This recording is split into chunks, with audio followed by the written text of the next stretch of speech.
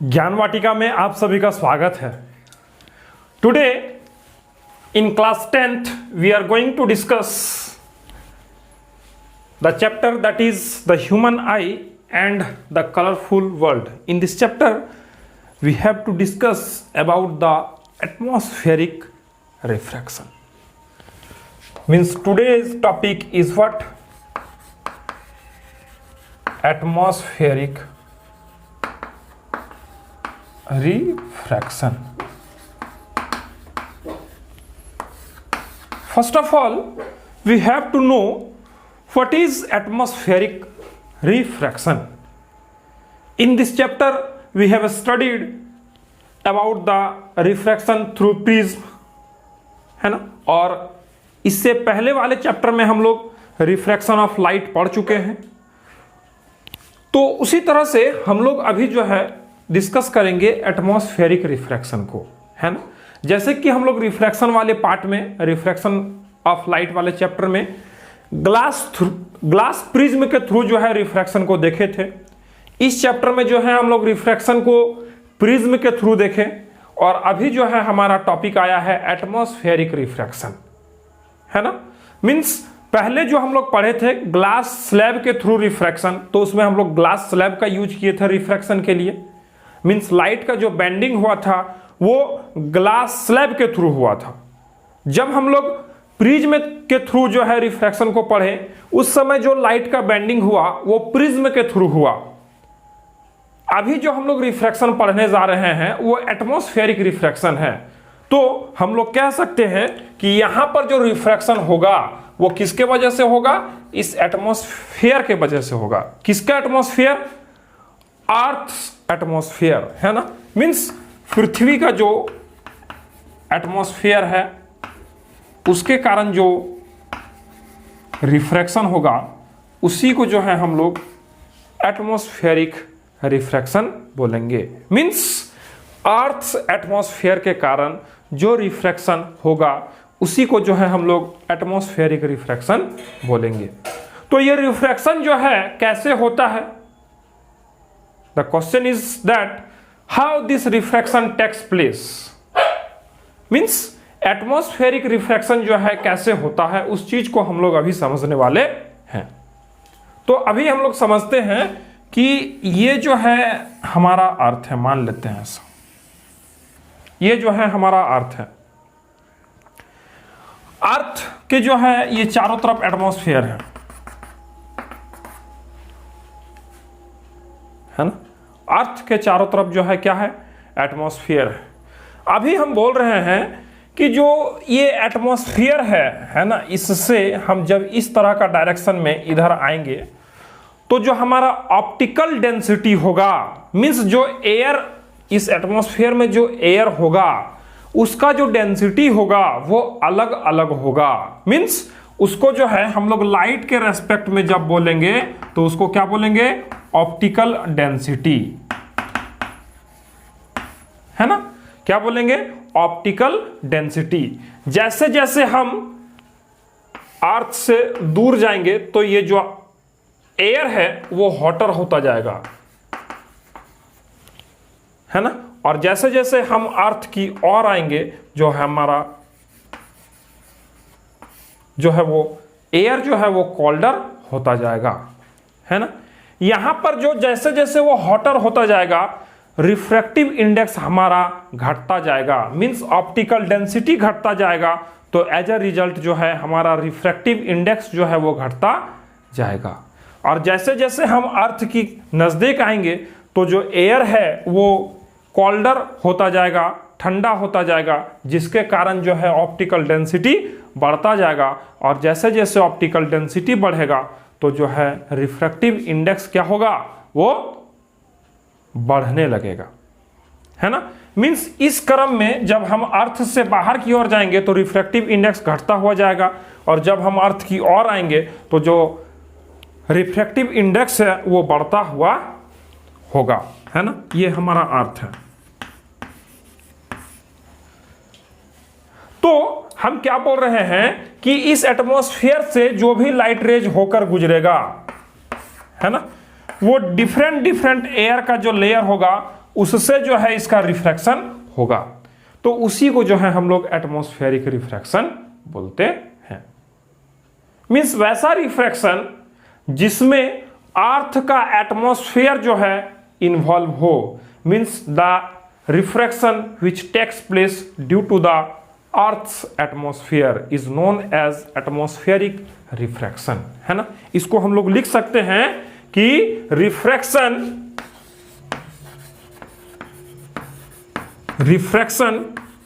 which takes place due to the atmosphere of earth is known as atmospheric refraction,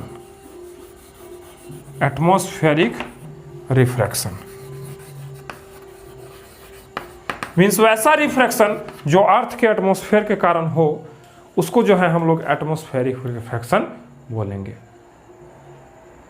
इस atmospheric refraction के based जो है दो questions है हमारे पास, है ना। तो वन बाय वन वो दोनों क्वेश्चंस को हम लोग देखते हैं और फिर उन दोनों क्वेश्चंस को जो है हम लोग समझने का प्रयास भी करेंगे। एटमॉस्फेरिक रिफ्रैक्शन पर बेस्ड दो क्वेश्चन है। सबसे पहला क्वेश्चन है कि व्हाई स्टार्स ट्विंकल, ये पहला क्वेश्चन है। और दूसरा क्वेश्चन है कि व्हाई प्लेनेट डज नॉट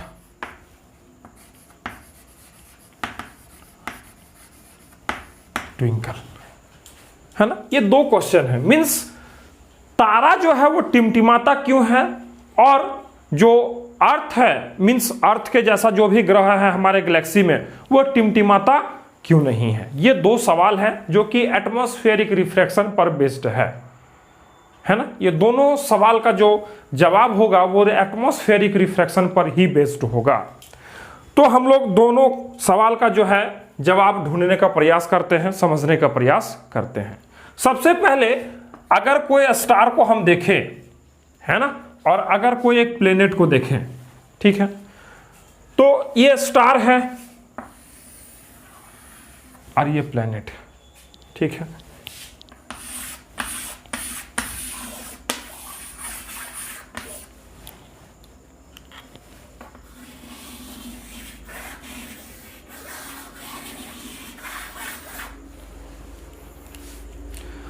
तो सबसे पहले हम स्टार पर डिस्कस करते हैं कि ये ट्विंकल क्यों करता है। तो हम लोग जानते हैं स्टार का जो है वो स्टार जो है एक लुमिनियस बॉडी है।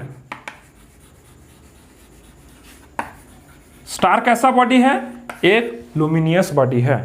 इसका अपना खुद का रोशनी है जो कि ये एमिट करता है। लेकिन स्टार जो है एक पॉइंट सोर्स है, point source of light, point source of light. देखिए इसका साइज जो है वो बहुत छोटा है। क्यों? क्योंकि जो अर्थ प्लेनेट जहां पर हम लोग रहते हैं वहां से बहुत दूर जो है स्टार पाया जाता है। स्टार बहुत दूर है, इसीलिए जो है हम लोग उसको एक पॉइंट ऑब्जेक्ट की तरह कंसीडर करते हैं और वो एक छोटा पॉइंट ऑब्जेक्ट की तरह दिखता है। इसीलिए जो वहां से लाइट आता है उसको हम लोग पॉइंट सोर्स ऑफ लाइट बोलेंगे, है ना। अभी जो है ये पॉइंट सोर्स ऑफ लाइट कहने का मतलब है, अगर हम लोग बोले तो यहां से एक रे ऑफ लाइट आएगा हमारे अर्थ तक। मान लीजिए हम लोग अर्थ से यहां आंख लगा के इस तरह देख रहे हैं तो, है ना, ये हमारा आई है अगर, है ना, तो हम लोग आई से अगर देख रहे हैं तो जो लाइट आ रहा होगा वो कुछ इस टाइप का आ रहा होगा पॉइंट सोर्स से, है ना। तो ये जो लाइट आ रहा है ये पॉइंट सोर्स, ये जो है अर्थ का जो एटमॉस्फेयर है उसमें जो है अलग अलग एयर का जो ऑप्टिकल डेंसिटी है उससे टकराते हुए आएगा, है ना। तो यहां पर जो है इसका जो रिफ्रैक्शन होगा, अलग अलग एयर का जो डेंसिटी है, ऑप्टिकल डेंसिटी है, वहां पर जो इसका रिफ्रैक्शन होगा वो अलग अलग तरीके से होगा, जिसके कारण जो है इस तारा से, इस स्टार से आता हुआ लाइट हमको कभी ब्राइट दिखेगा, कभी डीम दिखेगा, कभी ब्राइट दिखेगा, कभी डीम दिखेगा। कहने का मतलब है कि कभी हमको ज़्यादा चमकीला दिखेगा, कभी कम चमकीला दिखेगा। तो जिसके कारण हम लोगों को एक तारा जो है वो टिमटिमाता हुआ नजर आता है। ठीक है, हम क्या बोले कि एक तारा से जो आता हुआ लाइट है वो एक पॉइंट सोर्स ऑफ लाइट होगा, और ये जो पॉइंट ऑफ सोर्स लाइट होगा इससे इस तरह का लाइट रे आ रहा होगा। तो ये जो है एक एटमॉस्फेरिक रिफ्रैक्शन मींस जो डिफरेंट एटमॉस्फेयर का जो लेयर है वहां पर ऑप्टिकल डेंसिटी डिफरेंट है, तो वहां से जब ये टकराएगा रिफ्रैक्शन होगा तो हमको जो है हमारे आंख तक जो लाइट आएगा उस स्टार के कारण कभी कम आएगा, कभी ज़्यादा आएगा। मीन्स कभी जो है हमको ये स्टार ज़्यादा ब्राइट दिखेगा, कभी डीम दिखेगा। मीन्स कभी ज़्यादा चमकेगा, कभी कम चमकेगा। एज अ रिजल्ट जो है हमको तारा जो है टिमटिमाता हुआ नजर आएगा।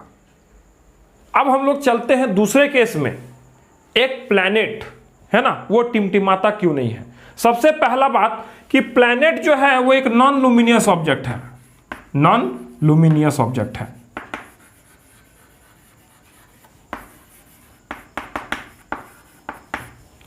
है ना, नॉन लुमिनियस ऑब्जेक्ट है। ठीक है, इसका अपना खुद का प्रकाश नहीं है, खुद का रोशनी नहीं है, लेकिन ये जिसका भी रोशनी को रिफ्लेक्ट करेगा, देखिए ये तारा के कंपैरिजन में बहुत बड़ा है, सबसे पहला बात। और दूसरा बात, ये जो है वो अर्थ से जो भी प्लैनेट से वो बहुत नजदीक है ना, तो ये बड़ा है।